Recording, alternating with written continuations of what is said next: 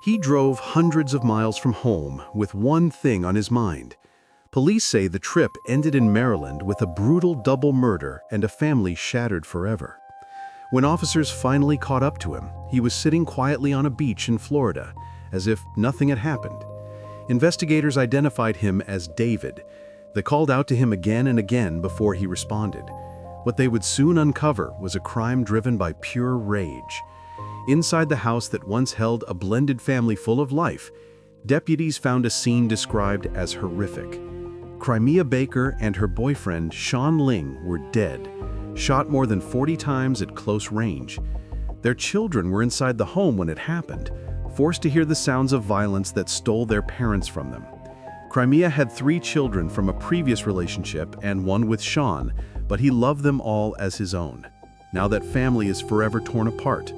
On August 25th, deputies arrived to find what the sheriff later called one of the most disturbing scenes of his career. 40 bullets, close range, pure anger. A home once filled with laughter, now silent, except for the echoes of what had just happened. And far away, the man police say was responsible, sat by the water, pretending nothing was wrong, as if distance could wash the blood from his hands. The sheriff described it as a targeted act of rage, a deliberate double murder carried out with terrifying precision. The victims were shot around 1:30 in the morning while their children slept in nearby rooms. Detectives quickly determined this was no random attack. Whoever did this knew the couple. Inside the house, 4 children were found alive but shaken. They had hidden during the gunfire and waited in silence until morning, afraid to move until the sounds stopped. When daylight came, they emerged to a world forever changed. The investigation turned toward someone from the family's past. Sean was not the biological father of Crimea's 3 oldest children. Their father, David Philip Turner, her ex-husband, became the prime suspect. The problem was, David no longer lived in Maryland. Weeks later, police found him more than 1,000 miles away, sitting on a beach in Florida. Body cam footage captured the moment officers approached. They called his name again and again as he stared blankly at the water. When they finally moved in, he tried to stay calm, but his voice trembled. Officers handcuffed him and read him his rights as he mumbled short answers, pretending not to understand. He said he was staying nearby at a hotel called Largo Mar and that the car parked on the sand belonged to someone else. The arrest was quiet, almost eerie, a stark contrast to the brutal crime he was accused of committing. A man who once shared a family with the woman he killed now stood barefoot on the sand, miles from the home where everything ended. The arrest unfolded under the scorching Florida sun. Officers tried to keep things calm, telling him to get off the hot sand as they secured him. He spread his feet as instructed while they checked the warrant one last time. The scene was strangely quiet, except for the sound of waves and police radios crackling in the background. One officer spoke softly, saying he appreciated the man's cooperation and that everything would be sorted soon. David seemed confused, asking questions about the warrant, insisting he didn't understand what was happening. He said he was just an ordinary guy, just working, just living his life. But the officers already knew who he was and why they were there. As they confirmed the warrant, one told him he was being detained and likely under arrest. He asked again what it was for, but the answer was simple and devastating. It was for the murders in Maryland, the brutal killings that left 2 people dead and 4 children without parents. He stood on the beach, surrounded by police, a man who had driven hundreds of miles to destroy a family and then fled to the edge of the ocean. His escape was over, and the weight of what he had done was finally catching up to him. The officers escorted him off the beach and onto the walkway, the heat rising off the sand as they spoke in calm, controlled voices. The radio chatter blended with the sound of the ocean. They confirmed the warrant once more as David tried to make small talk, pretending the moment was normal. He joked about working out, saying he used to play ball years ago. The officers humored him, keeping him calm as they led him toward the parking lot. He asked again if the warrant was confirmed, his voice caught between nervous laughter and disbelief.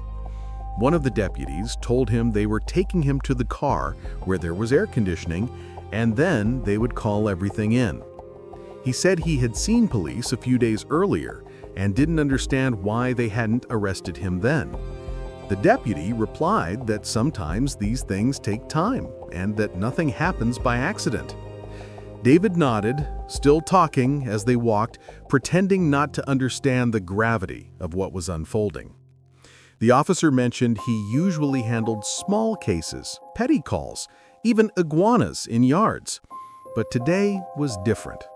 Today, he was walking beside a man accused of murdering 2 people in cold blood.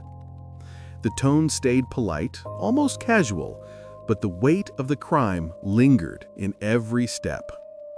As they reached the parking area, the officers guided him to a gray patrol car. The sun burned overhead, the beach quiet behind them, and the sound of cuffs jingled softly, a reminder that no matter how far he had run, justice had finally caught up to him. They led him to the patrol car, promising air conditioning and a chance to cool off. The mood was quiet, but heavy. The officer told him someone would talk to him soon. As they opened the door, the deputy searched him again, explaining it was standard procedure. David nodded, uneasy but compliant, mumbling that the car wasn't his. The officer stayed calm, saying he didn't accuse him of anything, but that he had to be careful. He checked the handcuffs when David complained they were tight, loosening them slightly before closing the door. Sitting in the back seat, David looked lost, staring out the window at the ocean he had been pretending to enjoy minutes earlier. His voice broke through the silence as he muttered that none of it made sense. He said he didn't understand why they were arresting him. He kept asking if the warrant was real, insisting the officers had told him it was still being confirmed. Another deputy told him they would explain everything soon, that the paperwork was on its way. David's confusion seemed genuine, but his calmness felt rehearsed. Behind his quiet words was the echo of what he had done. A long drive, a violent rage, 2 lives taken while children hid in fear. Now he sat in the back of a police car, hundreds of miles away, asking questions he already knew the answers to. The heat of the beach was gone, replaced by the cold hum of the air conditioning and the sound of the door locking beside him the moment freedom slipped away for good. He sat quietly in the back of the police car, still trying to make sense of what was happening. He kept saying he didn't know what the problem was. But when the officers finally told him the truth, his expression changed. The warrant was for murder, 2 counts. There was no chance of leaving, no chance of pretending anymore. They took him to the Broward County Jail. The officer beside him spoke softly, almost like a friend, saying he wasn't a judge or a jury, just a man doing his job. David nodded, staring ahead as they walked through the bright hallway toward intake. The air was heavy and silent except for the sound of their footsteps and the echo of the officer's calm voice telling him to follow the yellow line. They took his papers, wrote down his mother's number, and told him they would let her know where he was. He didn't say much, only whispered that he wanted to call her. Moments later, he was processed and placed behind bars, now officially charged with 2 counts of first-degree murder. Investigators said that just after 1 a.m, David had entered the home through a back door. Inside, Crimea Baker and Sean Ling were sleeping in their bedroom when the shots began. More than 40 rounds were fired into their bodies, leaving behind a scene too brutal to imagine. It was a calculated, rag-filled act that ended 2 lives and destroyed a family. The man who once shared that home now sat alone in a cell, his hands trembling, the sound of gunfire replaced by the steady hum of jail lights overhead. The sheriff stood before the cameras, his voice heavy with exhaustion and anger. He called it what it was, a heinous, violent crime, a targeted double murder fueled by rage that had shaken Frederick County to its core. For weeks, detectives had worked without rest, chasing every lead, determined to find the person responsible. Their break came after traveling to Miami with the FBI to search David Turner's apartment and vehicle. The evidence they recovered was enough to build their case and secure an arrest warrant. The sheriff said David had claimed he was never in Maryland, but phone records, surveillance footage, and travel data told a different story. They had caught him in a lie, placing him in Frederick County at the exact time of the murders. He had driven there himself, hundreds of miles, in his own vehicle, just to take 2 lives. When reporters asked about the weapon, the sheriff said they still hadn't found it. No gun had been recovered, but investigators were searching for anything that matched the caliber of the bullets used in the shooting. When asked about the children, his voice softened. He said they were devastated but physically safe, now staying with family. Their lives, he said, would never be the same. According to court records, David Turner waived his bond hearing and was ordered to remain in custody without the possibility of release. By December, he was extradited from Florida back to Maryland to face trial. The proceedings were delayed when he fired his attorney, but a new trial date was set for the spring of 2026. A man once trusted by his family was now at the center of a case that left an entire community shattered. What began as a night of unimaginable violence would soon move into a courtroom where justice would finally confront the anger that had destroyed so many lives. Sunny Slaughter, a veteran law enforcement instructor, joined the discussion to analyze the disturbing case. She said it was rare, almost unheard of, to see a murder suspect arrested while calmly sitting on a beach. In her decades of experience, she had never encountered a suspect accused of such a violent crime found simply lounging by the ocean. What shocked her most wasn't just the brutality of the murders, but the audacity of his calm. He acted as though nothing had happened, walking on the sand with his mother while police closed in. When officers confronted him, he seemed genuinely confused, repeatedly asking what the warrant was for. Sunny explained this as classic denial, a mental reflex where guilt hides behind arrogance. Some suspects, she said, truly believe they're smarter than investigators, that their lies or distance from the scene will protect them. Others, like David Turner, convince themselves that if they act normal, reality might somehow bend to their illusion of innocence. The arrogance often collapses only when the cuffs click shut. The conversation turned to the nature of the crime itself. Sunny called it premeditated, cold, and deliberate. A man does not drive hundreds of miles across states by accident. That long drive from Florida to Maryland gave him every chance to stop, to reconsider, to turn around. But he didn't. He pressed forward, full of anger and intent, entered through a back door while his children slept, and opened fire in a fit of rage. 42 bullets, 2 lives gone, and a family destroyed.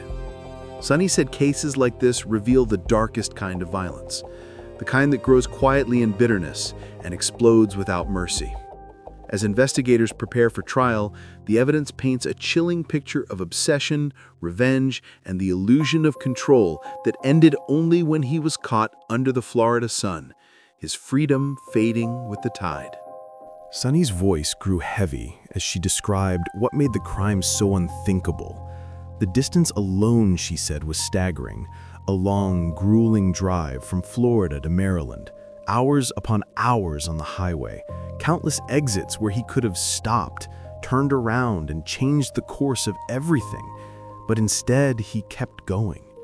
She spoke about the mental process of such a journey, how a person has time to think about their children, their family, their past, and what their actions will do to the lives connected to them.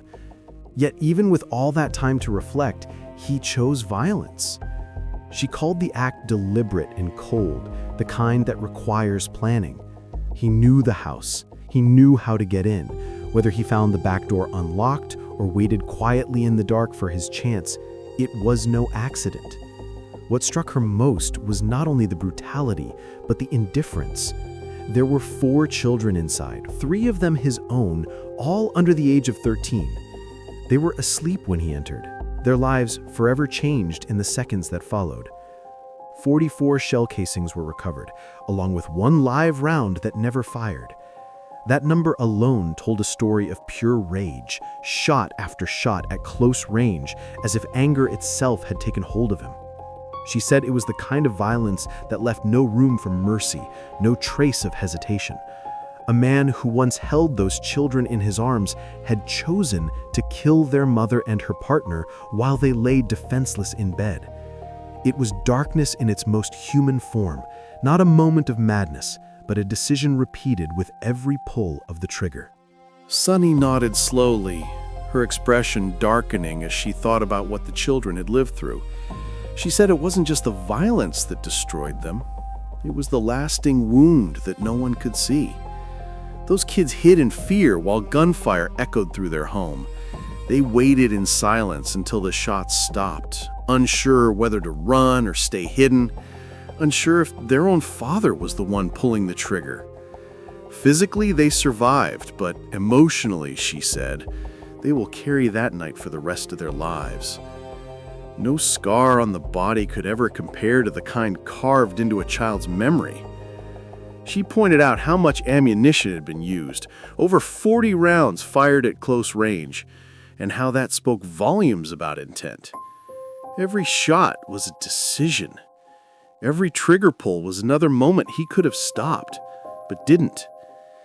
Then he got back in his car and drove away, leaving behind the silence of what he had done.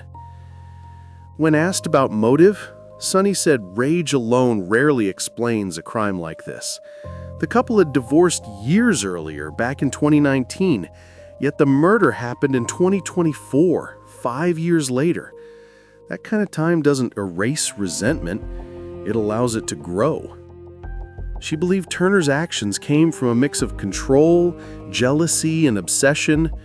Chimera had moved on. She was rebuilding her life, raising her children, and sharing a home with a man who treated them as his own. For some people, Sunny explained, that kind of happiness in an ex-partner becomes unbearable, a twisted reminder of everything they lost.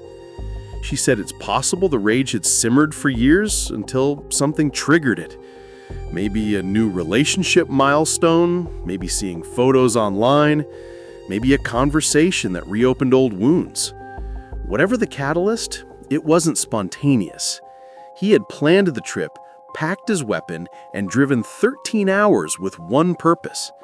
It wasn't a burst of anger. It was a decision, born out of years of resentment and a refusal to let go. And in that decision, he destroyed not only 2 lives, but the innocence of 4 children who will forever remember the night their world ended. Sunny leaned forward slightly, her tone low and deliberate. She said that when she looked at the timeline, the motive seemed to come down to one thing: control. The couple had been divorced since 2019.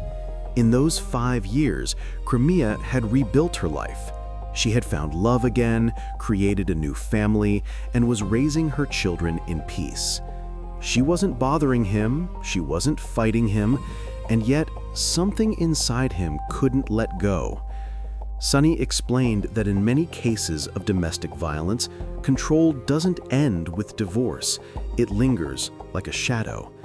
For some abusers, the loss of that control feels like a personal humiliation, and seeing their former partner happy without them becomes intolerable.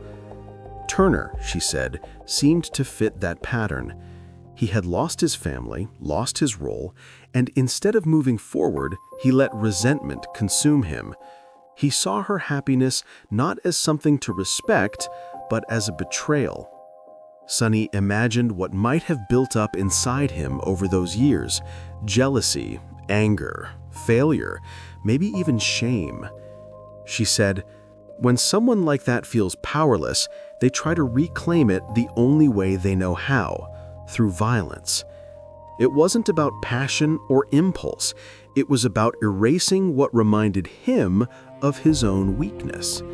She added that cases like this often followed the same tragic rhythm: Years of silence, then sudden rage when the abuser realizes their control is truly gone. Crimea had moved on, but he hadn't.